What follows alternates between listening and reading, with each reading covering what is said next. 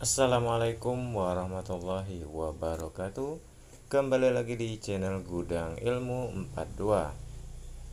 Sahabat pejuang NIP, kali ini admin akan coba membahas mengenai beberapa hal tentang P3K dan juga PNS. Judulnya adalah PNS versus P3K. Ya, seperti itu.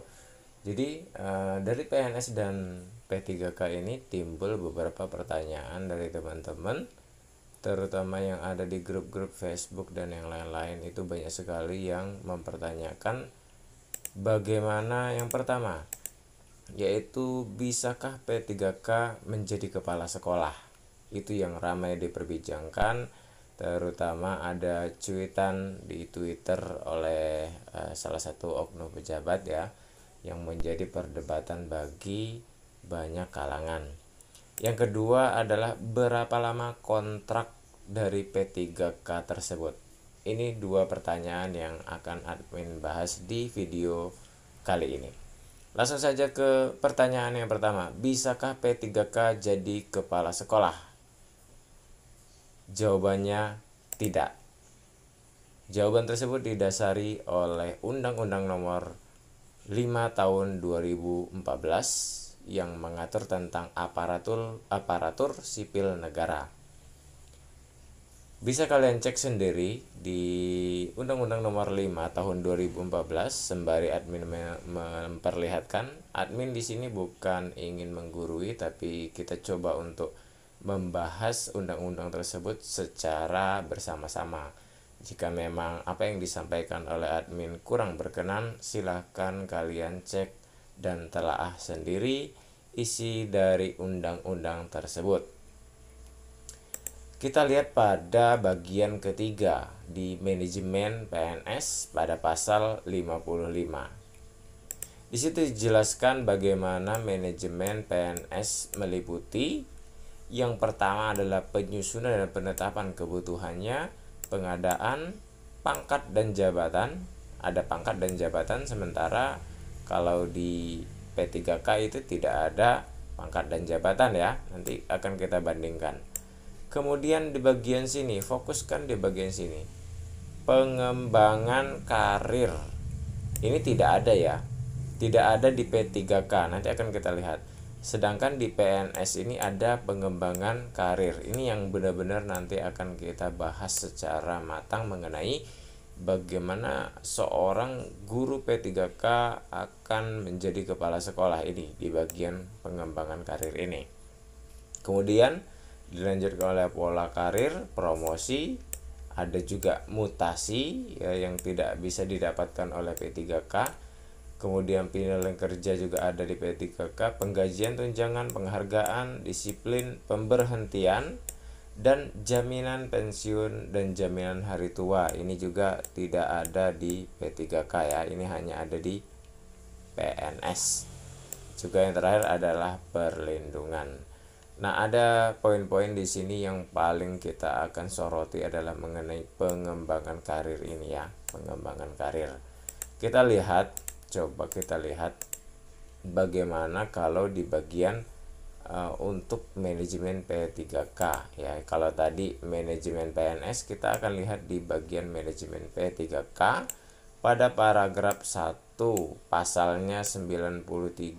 Bisa kalian cek sendiri.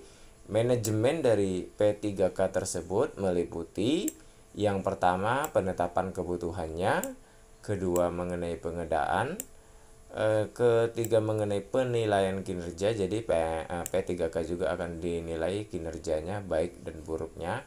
Kemudian ada penggajian dan tunjangan. Kemudian pengembangan kompetensi. Bedakan pengembangan kompetensi dengan pengembangan karir. Jadi kalau pengembangan kompetensi ya guru honor pun harus dikembangkan kompetensinya. Tapi kalau untuk pengembangan karir ini tidak didapatkan oleh guru P3K atau guru kontrak ya. Kemudian penghargaan disamakan ya, diberikan penghargaan yang sama dengan PNS, disiplinnya juga sama. Yang selanjutnya adalah pemutusan hubungan perjanjian kerja. Jadi bisa saja nanti akan diputuskan hubungan kerjanya, pemutusan hubungan kerja. Kalau di PNS itu ada pemberhentian ya. Kalau di P3K ini pemutusan hubungan kerja. Kemudian ada juga perlindungan untuk P3K. Jadi ada 1 2 3 4 5 6 7 8 9 poin yang dibahas pada manajemen P3K. Kita soroti lagi di bagian pengembangan kompetensi ini ya, pengembangan kompetensi. Jadi kalau tadi di manajemen PNS, kita buka kembali coba manajemen PNS. Kita kembalikan di manajemen PNS nih. Manajemen PNS itu ada yang namanya pengembangan karir. Sedangkan di manajemen P3K itu tidak ada namanya pengembangan karir. Tidak ada ya, hanya ada pengembangan kompetensi. Itu makanya bisa disimpulkan berdasarkan pasal 93 ini bahwa P3K tidak bisa mencapai karir kepala sekolah. Itu kesimpulannya ya. Bisa kalian amati sendiri dan baca-baca sendiri. Tapi bagi guru-guru P3K jangan khawatir, karena apapun yang akan terjadi di keputusan-keputusan masa depan itu kita tidak pernah tahu. Bisa saja besok ada Permenpan ataupun undang-undang terbaru yang mengatakan bahwa P3K, guru P3K boleh menjadi kepala sekolah atau boleh menjadi pengawas. Itu bisa saja terjadi ya, karena memang perubahan-perubahan undang-undang dan juga permen itu bisa saja diatur sesuai dengan kebutuhan-kebutuhan dari formasi tersebut. Karena memang ada yang berbicara bahwa ketika formasi CPNS guru tidak lagi dibuka, semua mengarah ke P3K, lalu semua PNS pensiun, maka otomatis P3K lah yang akan melanjutkan perjuangan dari guru-guru PNS tersebut. Nah, itulah yang mungkin nanti akan dipertimbangkan ya. Apakah di kemudian hari nanti akan ada undang-undang baru, revisi, atau Permenpan yang mengatakan bahwa P3K, guru P3K boleh menjadi kepala sekolah, itu nanti mungkin akan dibahas kembali. Tapi untuk sementara ini, sampai detik ini, bisa dikatakan bahwa guru P3K tidak bisa menjadi kepala sekolah. Kita lanjutkan ke pertanyaan yang kedua. Oh, ini kita lihat dulu bagaimana paragraf 4 di pasal 69 ya. Bagaimana pembahasan mengenai pengembangan karir ini bagi PNS ya, pengembangan karir bagi PNS. Pengembangan karir PNS dilakukan berdasarkan kualifikasi, kompetensi, penilaian kinerja dan kebutuhan dari instansi pemerintah tersebut.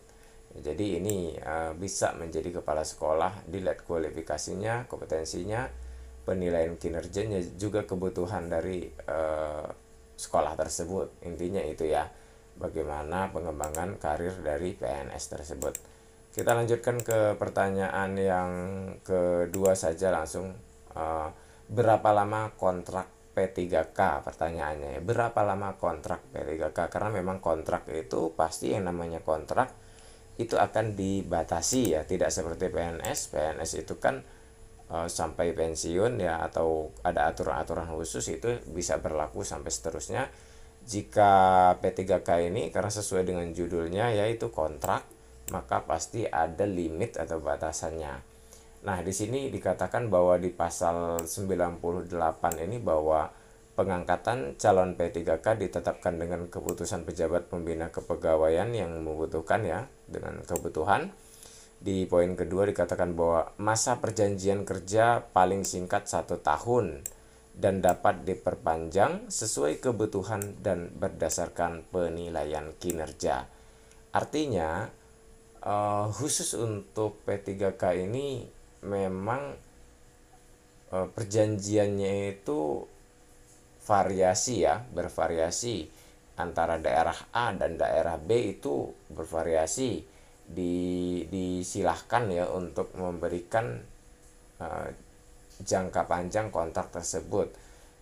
Tapi admin pernah membaca, namun belum bisa admin tampilkan. Itu untuk kontrak itu maksimal 5 tahun ya, tapi itu mohon maaf admin belum bisa memberikan acuannya ya. Sementara yang bisa admin berikan adalah masa paling singkatnya saja dulu ya 1 tahun, tapi selama kinerjanya bagus dan penilaian kinerjanya bagus, maka itu akan diperpanjang ya kontraknya sesuai juga dengan kebutuhan. Artinya jika nanti tiba-tiba sekolah tersebut tidak lagi membutuhkan, ya memang guru kontrak ya harus, namanya kontrak, kita harus menyadari bahwa apabila memang kita tidak dibutuhkan kembali ya harus dengan besar hati kita terima bahwa kita tidak lagi bisa diperpanjang kontraknya. Begitu kurang lebih. Mudah-mudahan terjawab apa yang menjadi unek-unek dan juga pertanyaan kita bersama berdasarkan Undang-Undang Nomor 5 Tahun 2014 ini ya. Sementara seperti itu, bagi teman-teman yang belum subscribe channel ini, silakan subscribe dulu channel ini untuk memberikan dukungan kepada admin untuk membuat video-video update terbaru yang lebih hits dan lebih informatif. Jangan lupa share juga ke teman-teman jika memang informasi ini bermanfaat. Admin akhiri, wassalamualaikum warahmatullahi wabarakatuh.